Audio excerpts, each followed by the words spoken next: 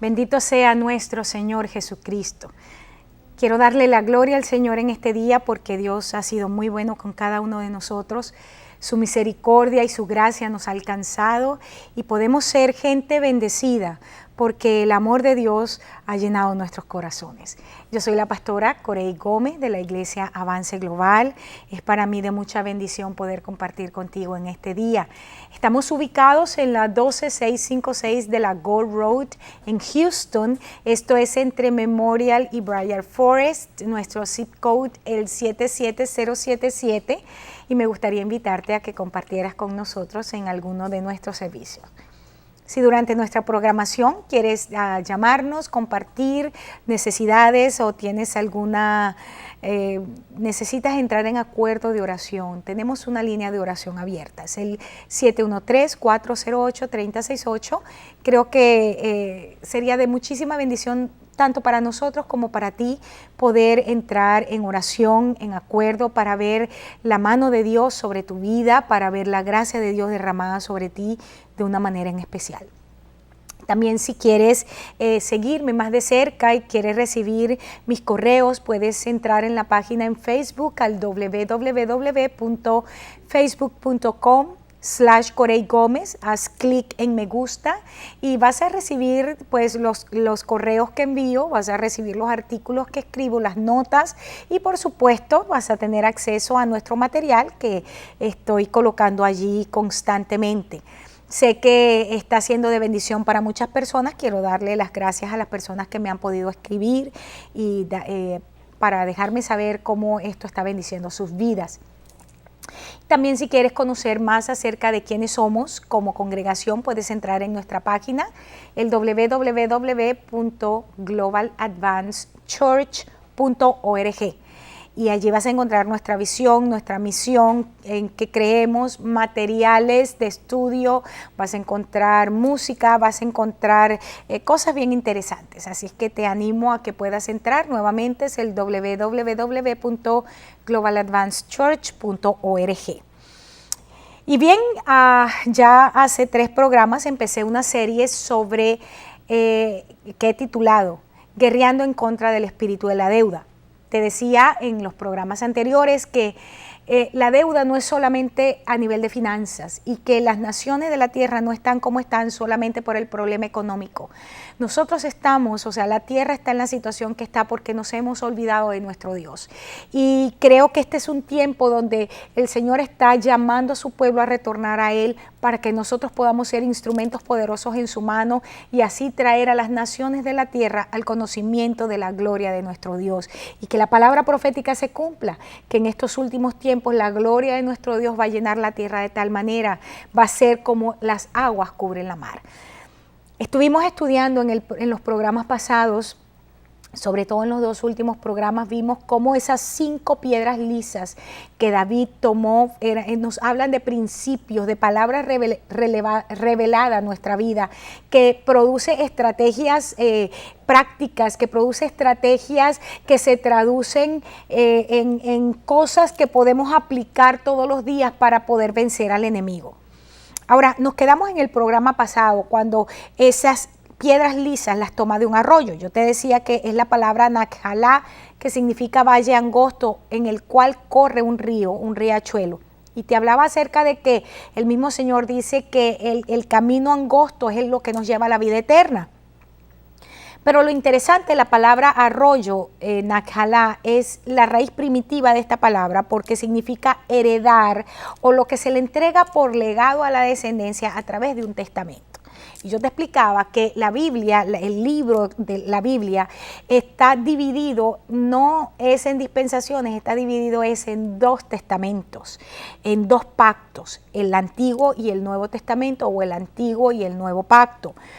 Y esto tiene que ver justamente con eso. Y nosotros sabemos por la misma Biblia, lo encontramos en el libro de Efesios, que el agua tiene que ver con la palabra. Efesios lo dice, que por el lavamiento del agua por la palabra la purifica la iglesia para presentársela a sí misma. Pero yo te leía un pasaje en el libro de Ezequiel 47:5 y quiero volverlo a leer para entrar a mi nuevo punto, porque este es un pasaje sumamente rico en principios interesantes y dice que para este momento el Espíritu Santo lleva a Ezequiel hasta el templo y lo coloca, lo posiciona a la puerta de la entrada del lado oriental del templo. Del verso 5 en adelante dice que el que estaba con él tenía una vara para medir y en este caso midió otros 1000 codos y yo te estaba diciendo que esto está hablando aquí acerca de tiempos, de estaciones, y aquí está hablando acerca de un tiempo donde ya la revelación de la palabra viene como un río que ya no la podemos caminar, atravesar caminando, sino a nado. Fíjate que dice ahí verso 5, Ezequiel 47, dice que era ya un río que no podía pasar porque las aguas habían crecido de manera que el río no se podía pasar sino a nado. Y me dijo, ¿has visto, hijo de hombre? Me gusta esta frase porque aquí el Señor le está diciendo, te está fijando lo que significa o lo que implica la revelación de la palabra. Cuando la palabra está siendo revelada a nuestras vidas a cántaros, llega el momento que no podemos caminar, sino tenemos que sumergirnos en ella. Sigue diciendo que lo llevó a la ribera del río, verso 7, y vio que habían muchísimos árboles uno a otro lado, y te hablaba que el salmista en el Salmo 1 dice que somos como árboles plantados junto a corrientes de agua, que damos el fruto a tiempo, que nuestra hoja no cae y todo lo que hacemos prospera, y esto es exactamente lo que Ezequiel mira aquí con los árboles que están plantados a la ribera del río. Dice que verso 9, que toda alma viviente que nada por ese río, por donde quiera que ese río entra, ¿verdad? Vive. Y hay muchísimos peces y que esas personas reciben sanidad. Ahora fíjate esto, verso 12. Cuando está hablando de los árboles frutales, fíjate, dice que sus hojas no caen, que no falta su fruto, que a su tiempo madura, porque sus aguas salen del santuario y su fruto será para comer y su hoja para medicina. Ahora yo quiero que miremos aquí porque está usando que a su tiempo, y te decía que en Gálatas, cuando el apóstol nos habla acerca del heredero que es niño y que ese heredero que es niño es semejante, o sea, en nada difiere del esclavo, utiliza la misma frase y dice, pero en el tiempo señalado por el Padre, es decir, cuando la madurez viene, entonces ese niño es promocionado al nivel de, vamos a decir, toma las decisiones sobre su herencia. Ahora quiero que veas, utiliza eso que vemos allí en Gálatas con lo que está diciendo aquí Ezequiel 47:12. Dice que cuando madura ese árbol, dice que el fruto es para comer y su hoja para medicina. ¿Dónde nosotros repartimos la herencia? Recuerda que estamos hablando de arroyo, que es una palabra que quiere decir es dar como legado o dar como herencia a una simiente. ¿Cuál es nuestro legado? Porque ya Dios nos ha dado a nosotros una herencia. Él nos ha hecho a nosotros reyes y sacerdotes. Él nos ha dado a nosotros promesas que son preciosísimas y son grandísimas. Pero a su vez nosotros somos los ejecutores de un testamento para que otros también puedan recibir los beneficios de la bendición de Dios. Y aquí está diciendo que cuando nosotros maduramos, cuando ya nosotros podemos repartir también la herencia, significa que somos gente que produce un fruto que otros pueden comer y que las hojas de este árbol, del árbol de tu vida, producen sanidad en aquellos que nos rodean. Ahora, esto fue lo que compartí con ustedes en el programa de ayer. Pero David no se queda allí, dice que toma 5 piedras lisas del arroyo. Sigue diciendo ese verso que las coloca todas juntas en el saco pastoril. Esto es bien lindo porque recuérdate que David era un pastor de ovejas. David no era un guerrero, vamos a decir, un guerrero como el sistema lo planteaba, porque justamente cuando él dice, bueno, ¿quién es este que está desafiando a los ejércitos del Señor? Y dice, yo lo puedo enfrentar. Saúl le dice, no puedes, porque este es un guerrero y tú eres un simple pastor.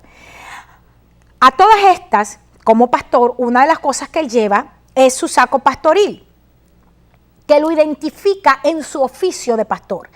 Y me gusta porque en el Salmo 23, David coloca a Jehová como el verdadero pastor, como el único pastor, y dice, Jehová es mi pastor. Yo soy un pastor de ovejas. Él sabía que era un pastor de ovejas, pero dice, yo pastoreo ovejas, pero el pastor mío es Jehová. Jehová es mi pastor, y como Jehová es mi pastor, nada me faltará. Esa palabra pastor, recordemos que para cuando se habla de Jehová es mi pastor, es Jehová Rojí. Y esa palabra es bien interesante porque se usa con referencia a Dios como el buen pastor o como el gran pastor. Y encontramos que la primera vez que se utiliza esta frase, y esto a mí me dejó impresionada, me dejó atónita, porque la primera vez que se utiliza Jehová Rojí en la Biblia, lo utiliza Jacob en Génesis 49:24, cuando está bendiciendo a José y dice, fíjense cómo dice, Génesis 49:22, perdón, rama fructífera es José.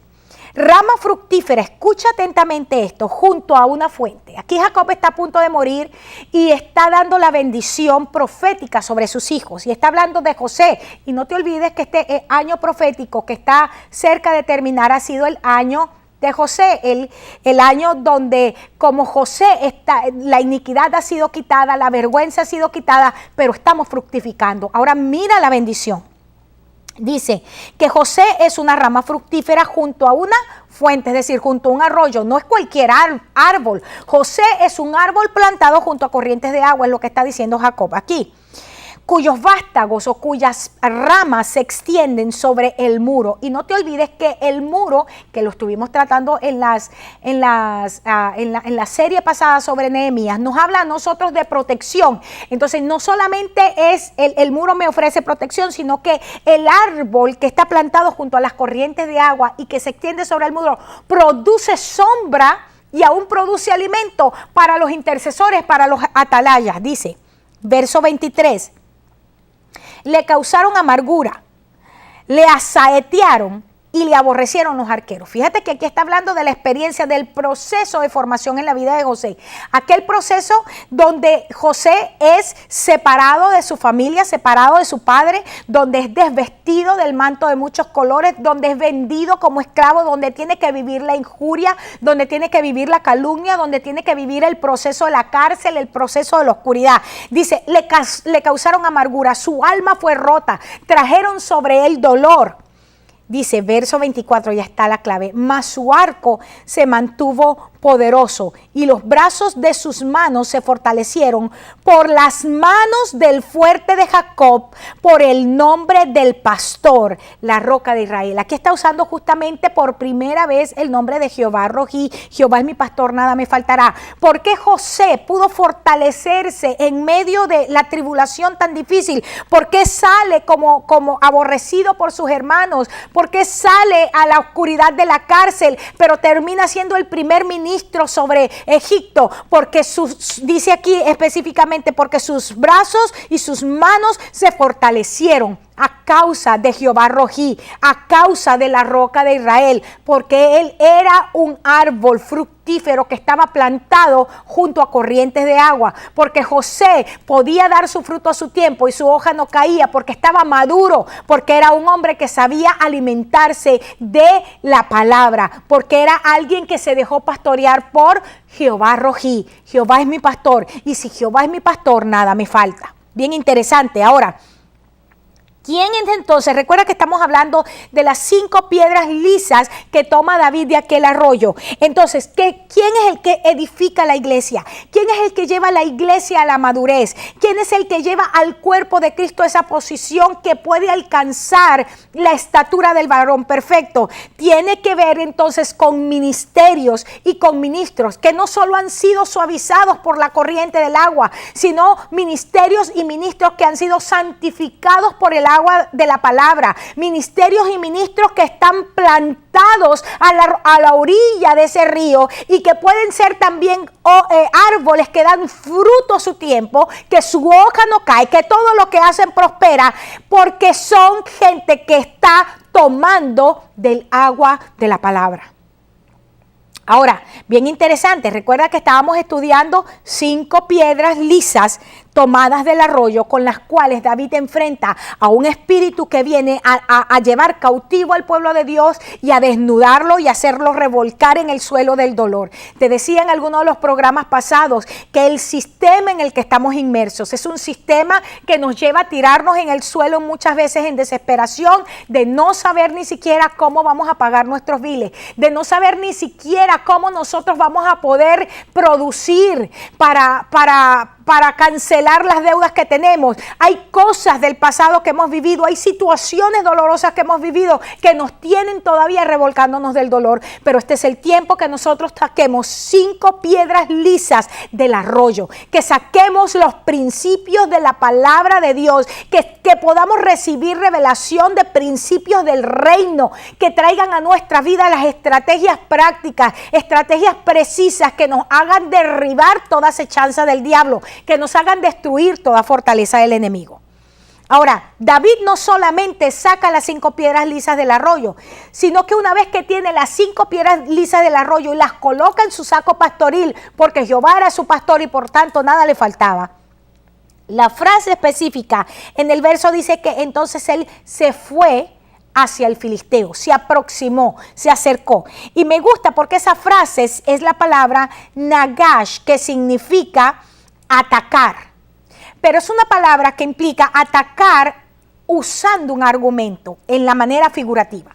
Vamos a ver bien esta frase, porque aquí nosotros vamos a ver el espacio que tiene en la palabra lo que son los decretos gubernamentales. Cuando nosotros venimos en contra del enemigo, cuando nosotros nos enfrentamos a esos Goliat que son imposibles de derribar, cuando todo el mundo nos dice es imposible que tú derribes al sistema, es imposible que tú puedas vencer el sistema financiero de la nación en la que estás involucrado o envuelto, es imposible que tú venzas el gigante de la deuda en cualquiera de los aspectos de nuestra vida, pero nosotros podemos aproximarnos, nosotros podemos atacar al filisteo, nosotros podemos atacar al gigante, nosotros podemos atacar a Goliat con un decreto. Fíjate, esta palabra nagash aparece en Génesis 18:23 cuando dice que Abraham se sentó o se acercó a Dios para interceder por Sodoma. ¿Qué fue lo que hizo Abraham cuando Dios le dice? Lo primero que Dios dice es: yo no voy a encubrir de mi amigo Abraham lo que pienso hacer con Sodoma y con Gomorra. Y entonces le deja saber a Abraham cuáles eran sus planes. Voy a destruir a Sodoma y a Gomorra porque su pecado ha llegado hasta mí. ¿Y qué pasó? Abraham como el amigo de Dios, Abraham como aquel hombre que padre de la fe, aquel hombre que ya estaba creciendo y que sabía sentarse con Dios en la mesa de negociaciones, esta es la palabra, se acerca a Dios, nagash, y empieza a interceder por Sodoma. Lo que estamos mirando aquí es que Abraham entonces no le empezó a decir: Señor, ¿será que por favor, como mucha gente lo enseña? Sino que la intercesión de Abraham fue una intercesión agresiva. Y es donde Abraham empieza a decir: Señor, por tu nombre, Señor, por tu justicia, Señor, por quien tú eres, vas a destruir. Es cuando nosotros podemos venir en contra de la circunstancia, en contra del enemigo, con una palabra y decir: tú no me puedes tocar porque a causa del Dios de Israel. Tú no puedes venir en contra mía porque a causa de la obra de Cristo en la cruz del Calvario. Fíjate esto. En Efesios 6:17 encontramos un principio bien interesante. Dice que tomamos el yelmo de la salvación. Hasta aquí Pablo está describiendo una armadura del soldado romano. Todas las partes de la armadura eran defensivas. Una sola parte de la armadura es ofensiva y dice la espada del Espíritu, que es la palabra de Dios. Te estoy diciendo que la palabra nagash es atacar, pero con un argumento, y que la palabra de Dios es la espada del Espíritu, es lo que dice Pablo en Efesios 6:17.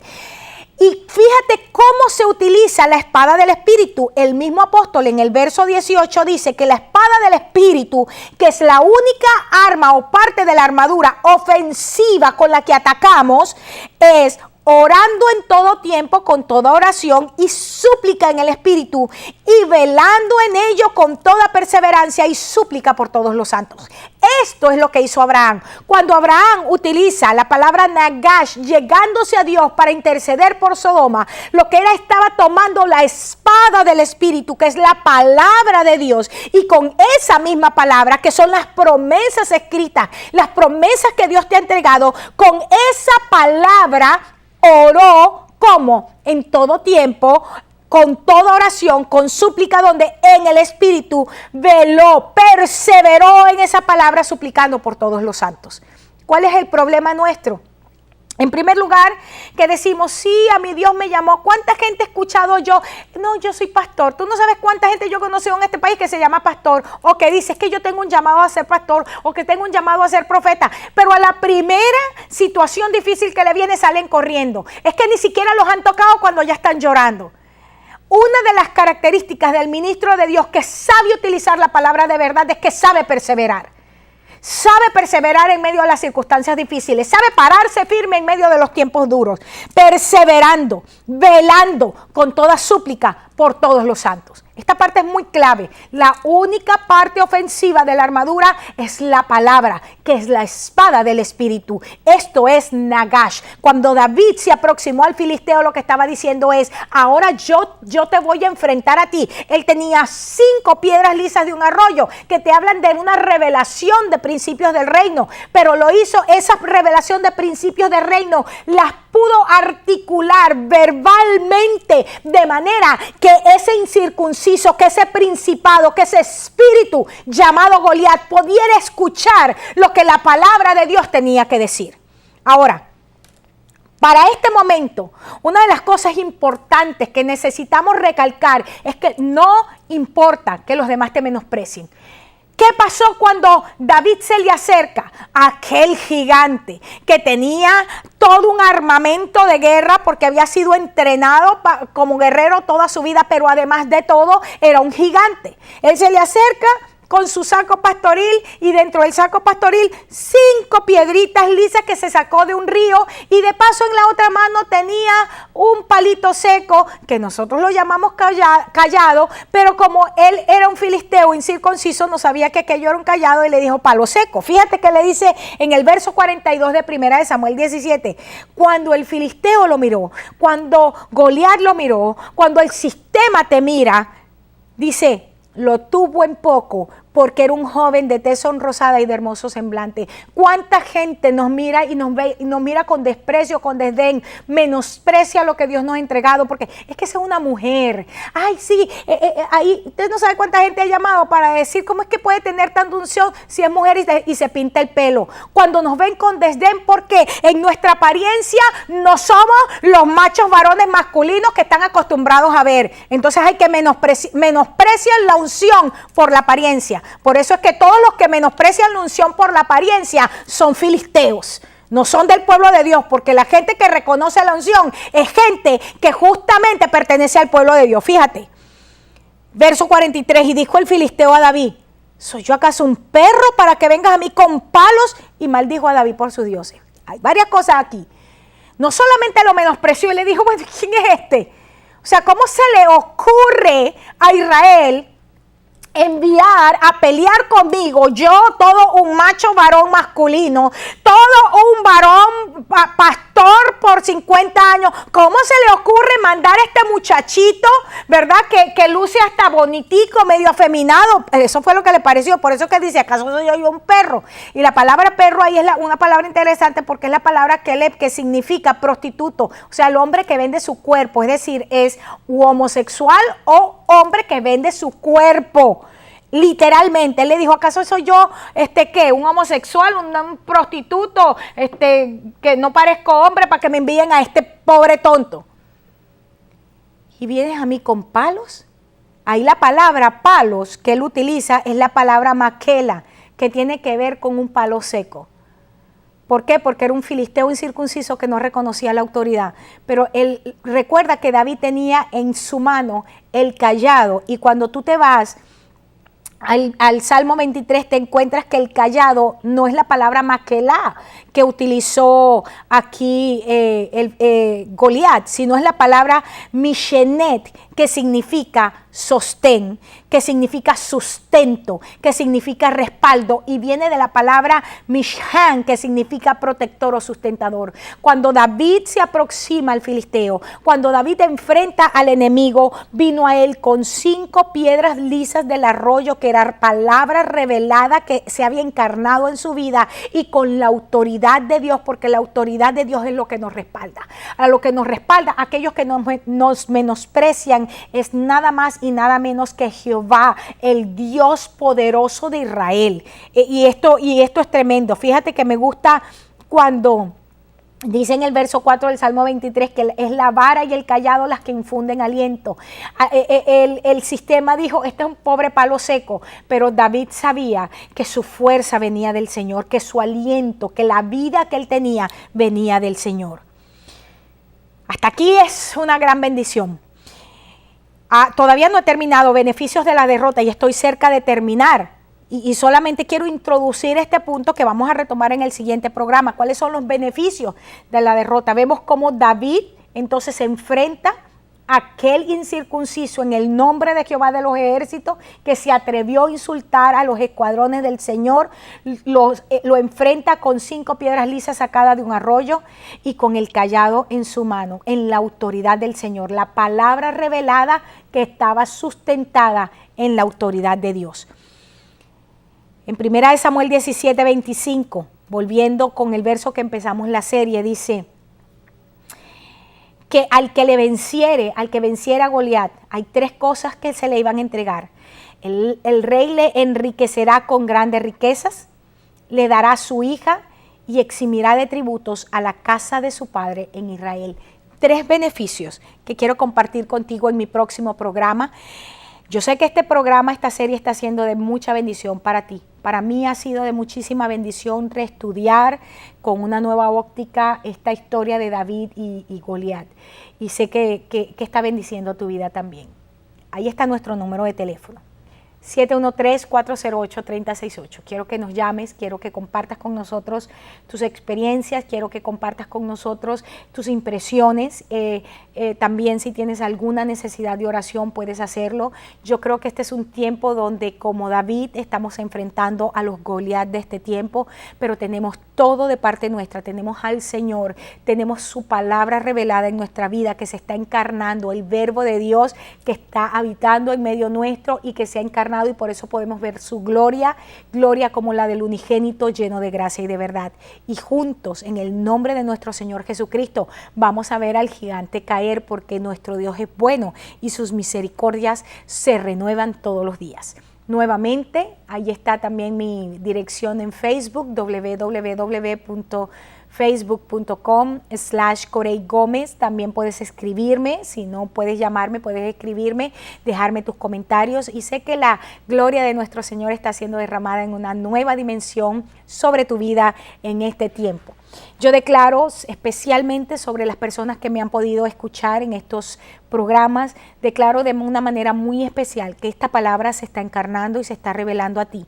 Declaro en el nombre del Señor que esta misma palabra va a ser parte del legado que tú le vas a entregar a tu simiente, y con la cual tú y tu simiente van a ver una victoria absoluta y una victoria contundente de parte de nuestro Señor Jesucristo. Te bendigo en el nombre de nuestro Señor y te espero en mi próximo programa. Dios te bendiga y Dios te guarde.